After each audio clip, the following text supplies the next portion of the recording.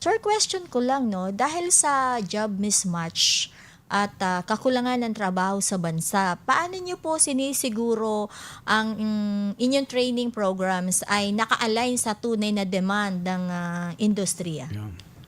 Unang-una sa lahat, syempre yung mga ano namin is TESDA standards.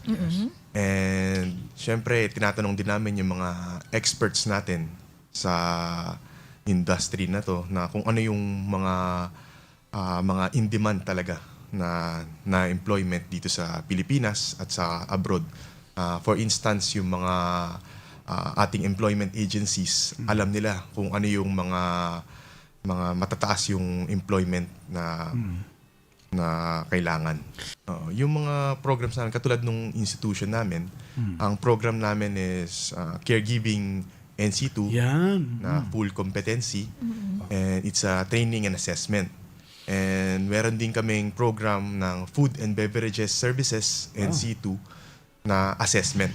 Yun pa lang yung program namin as of now. Okay. Pero mag-a-add pa kami in the Magdadagdagan pa future. Yes. Ito yung ito yung mga courses, Brother Bear, na in hindi lang sa Pilipinas, Yun nga even abroad, even po like sir yung food and beverage yan yan Yes, sa ibang oo. bansa. Maraming Pilipino. May mga kilala din ako, yan ang naging trabaho nila abroad. Ngayon, ang lalaki na ng mga bahay. Talagang napakinabangan yung skill. So, pag nabanggit po bang NC2, ano po bang ibig sabihin yun, Sir Mar? Yung NC2 is a TESDA certificate na kilala siya nationwide. It's a national certificate na maraming sa labas ng ating bansa na nire-recognize.